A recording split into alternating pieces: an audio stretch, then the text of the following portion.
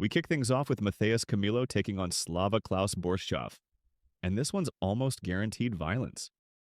Camilo's a sharp, composed striker who doesn't waste motion. What really stands out is how he stays calm even when opponents try to brawl. We saw it in previous fights. He reads pressure, waits for overcommits, and fires tight, efficient counters. Slava, meanwhile, is dangerous early. He brings clean boxing and legit knockout power, but his defensive grappling still hasn't caught up. He tends to overextend on combinations and leaves that lead leg hanging. If Camilo chops that leg or forces him to reset, he can take over by the midway point. The longer this goes, the more it favors Camilo. His pace, composure, and shot selection all shine when fights get messy.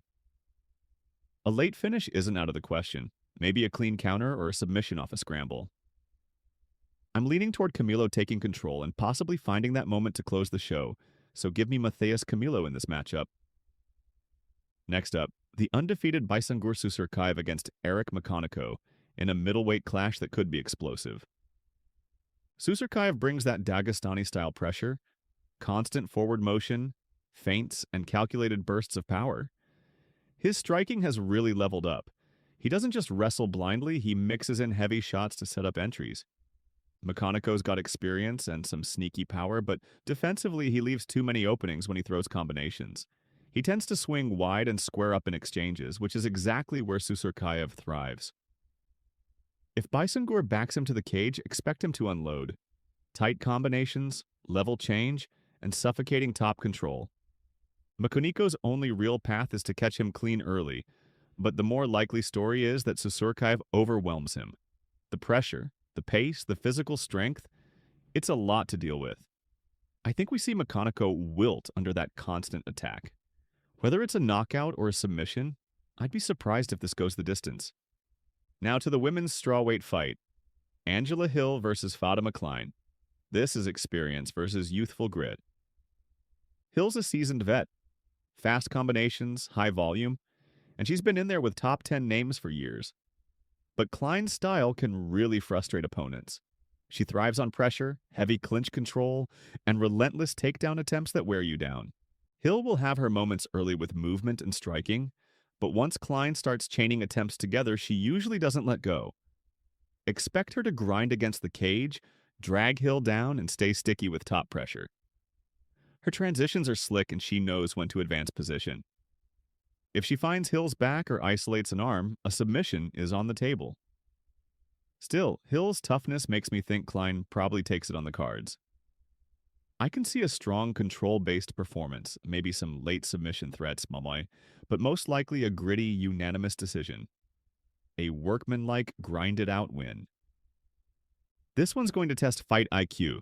Pat Sabatini versus Chepe Mariscal. Sabatini's the more polished grappler by far. His transitions are smooth, his timing on double legs is elite, and when he gets top position, he doesn't rush, he smothers. If he gets Chepe down early, it's his fight to lose. Mariscal brings heart, chaos, and finishing instinct. But his willingness to brawl can cost him. Hey, every time he plants his feet to throw, Sabatini's going to have an entry waiting.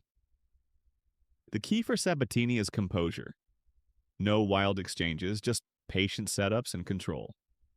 If he keeps Chepe guessing, mixing in feints, takedowns, and back takes, he'll rack up control time and possibly open a window for a submission. A choke or arm triangle wouldn't surprise me, but Mariscal's durability makes a decision slightly more likely. Overall, I expect Sabatini to dictate pace and position, proving once again that fundamentals and pressure beat chaos. And to end the early prelims, Kyle Daukaus versus Gerald Meerschaert. Two grapplers, but at very different stages of their careers. Gerald's been a mainstay for years, a slick submission artist with an incredible number of finishes. But time's catching up. His chin and reaction speed just aren't what they used to be, and he's taken a lot of damage. Daukaus, meanwhile, looks refreshed since leaving the UFC and rebuilding his rhythm. He's more confident on the feet, and his transitions on the ground have tightened up. If he stays disciplined, this could be the perfect statement fight. Expect Daukaus to pressure early, test Gerald's reactions, and work him into grappling exchanges where his youth and pace will show. Meerschaert's always dangerous off his back, but he's slower getting to those setups now. If Kyle keeps the top position and avoids leaving his neck out, he can break Gerald down over time. Maybe even find a finish late with ground and pound or a club and sub. I won't say it's guaranteed, but I think Daukaus has the advantage everywhere this one goes. Feels like a passing of the torch type of fight.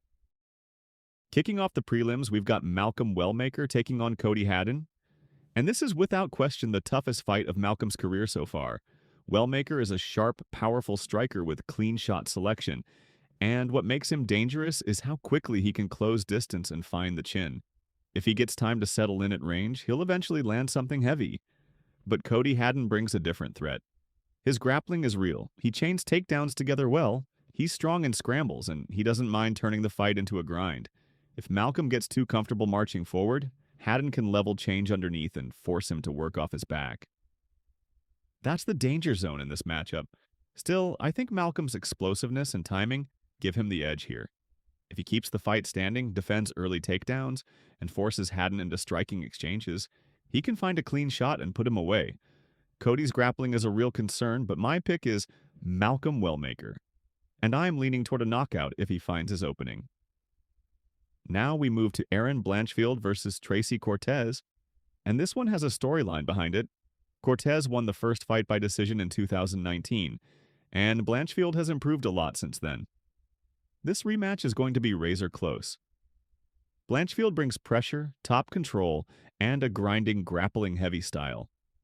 She's incredibly tough. She maintains pace deep into the fight, and she can make opponents uncomfortable with sheer persistence. If she gets on top, she can dominate minutes at a time. But Tracy Cortez has the one thing Blanchfield doesn't: clean, technical striking, and the ability to mix in her own wrestling when needed. She won the first matchup because she slowed Erin down, countered well, and stuffed enough entries to steal rounds. This rematch is going to be competitive everywhere. On the feet, in the clinch, even in grappling scrambles. It's one of those fights where both have clear paths to victory, but I think Cortez might be able to scrape out another decision. Her striking edge and defensive awareness could be the difference in another close fight. Roman Kopylov versus Gregory Rodriguez is one of the most violent matchups on the entire card. Both guys hit like trucks, both have aggressive pacing, and neither is afraid of chaos. Kopylov's striking is sharp. Clean kicks, fast hands, and a really good ability to counter when opponents rush in. If he gets comfortable at range, he can pick Rodriguez apart with precision. But Gregory Rodriguez is a different type of threat. He's not just a powerful striker, his grappling is a major part of his game, and when he mixes the two together, he becomes incredibly dangerous. He lands big shots, forces reactions, and then chains those reactions into takedowns or top control. If Rodriguez can push forward, force clinches, and make this a mixed fight instead of a pure striking match, I think he starts taking over. And with the power both men carry, a finish feels likely. I'm leaning toward Gregory Rodriguez, either by landing something big or by mixing in grappling and finding a path to a late stoppage. And ending the prelims, we've got Bo Nickel versus Rodolfo Vieira, a matchup that's a lot more dangerous than people are admitting. Bo Nickel came into the UFC with massive hype, and for a while it felt deserved. His wrestling is elite, his athleticism stands out, and he has real power. But in his last fight, he didn't live up to the hype. We saw holes in his striking defense, lapses in patience, and he looked more human than people expected. That performance brought questions. Is he developing fast enough, and can he handle someone who won't fold under pressure? Because Rodolfo Vieira is not the guy who's going to fold. Rodolfo is a savage, world-class jiu-jitsu, monstrous physical strength, and when he gets on top, he is terrifying. If Bo shoots sloppy or gets overconfident, Vieira can absolutely snatch a neck or force a scramble Bo doesn't want to be in. But at the same time, this feels like Bo Nickel's chance to reset the hype and get back into the win column. If he wrestles smart, uses his hands to set up entries, and avoids giving Vieira clean grips, he can control this fight. Rodolfo slows down in extended exchanges, and Bo's pace could be a big factor late.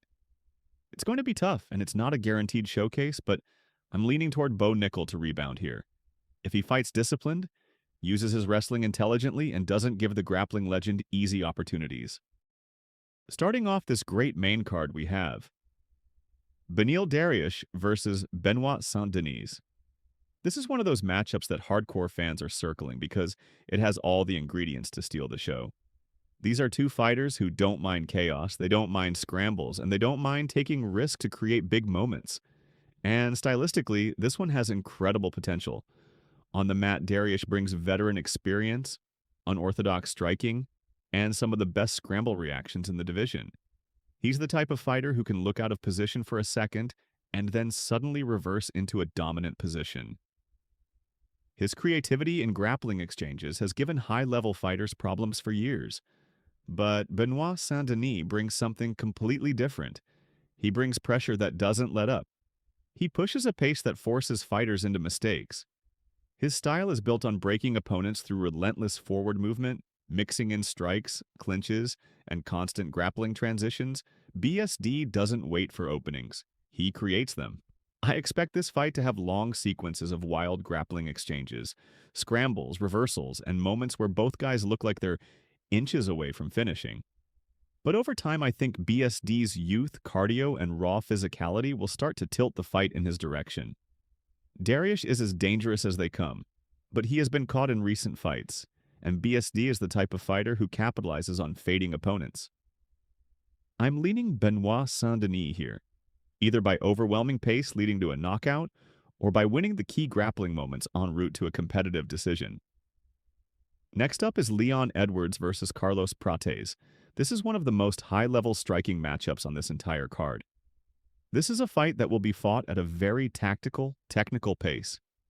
Both fighters rely on timing, precision, and setups. Rather than just raw chaos, Leon Edwards brings elite fundamentals. His straight left, his counter game, and his ability to manage distance with feints and footwork are top tier. When he gets into rhythm, he makes opponents hesitant to engage because they know he'll punish mistakes. This is exactly the type of stylistic matchup Leon prefers. A kickboxer who's going to meet him in the center and play the game he excels at. But Carlos Prates is a sleeper problem in this division. His volume is exceptional. He doesn't throw one shot at a time. He works in combinations, he mixes kicks and punches fluidly, and he keeps a pace that forces defensive fighters to constantly work. What makes him dangerous here is that he won't give Leon long periods of reset. Leon likes fights where he can pick moments. Prates is a fighter who takes that comfort away. I see this being a competitive fight where Leon's precision gives him success in certain pockets, but Prates' output and forward pressure might gradually sway the momentum. Prates just has that little bit more volume, that little bit more activity, and that could be the difference when rounds get tight. My pick is Carlos Prates, likely by decision, but I wouldn't rule out a late TKO if he wears Leon down with steady pressure.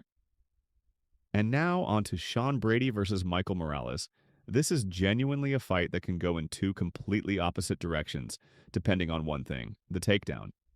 If Brady is able to secure takedowns early and consistently, he has the skill set to dominate his top control, his pressure, and his ability to suffocate opponents with positional grappling are elite.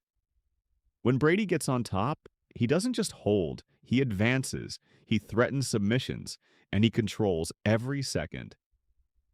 If this version of Brady shows up, Morales could be in trouble. But the other scenario is just as real. Brady struggles to get Morales down.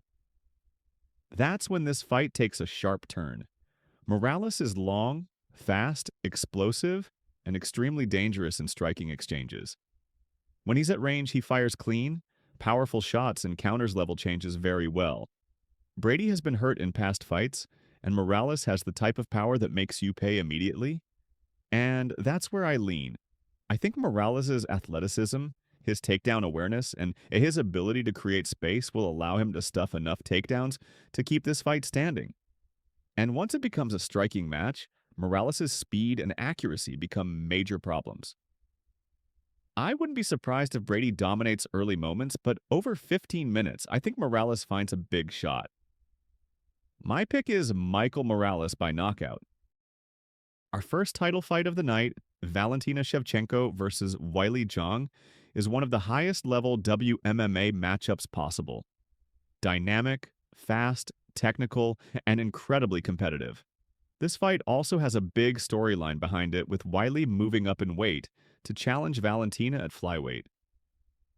Weili brings strength, explosiveness, and incredible athleticism. She has power in her hands, she mixes in wrestling well, and her pace is hard to deal with. Moving up in weight will give her more freedom to push that pace without draining herself. But Valentina Shevchenko is one of the most technically perfect fighters in the sport. Her timing is beautiful, her counter-striking is elite, and she rarely loses control of distance or positioning. At flyweight, Valentina's physical strength, balance, and defensive grappling are huge advantages. I expect Weili to have strong moments, especially early with pressure and flurries, but over long stretches, Valentina's precision and experience at 125 should start to show. She knows how to win rounds, how to slow fights down when she needs to, and how to avoid prolonged scrambles where Weili thrives. This fight will be competitive, but I lean Valentina Shevchenko to win a decision, controlling the key moments and outscoring Weili across 5 rounds. The UFC 322 main event, Jack Della Maddalena versus Islam Makhachev, is an elite technical matchup between two fighters who excel in opposite ranges. Jack Della Maddalena brings some of the cleanest boxing in the UFC. His timing, composure, and accuracy are exceptional. He's able to read pressure, slip in the pocket, and land counters that hurt even the most durable opponents. Against someone like Islam, Jack absolutely has paths to big moments, especially when he controls distance and keeps the fight in open space.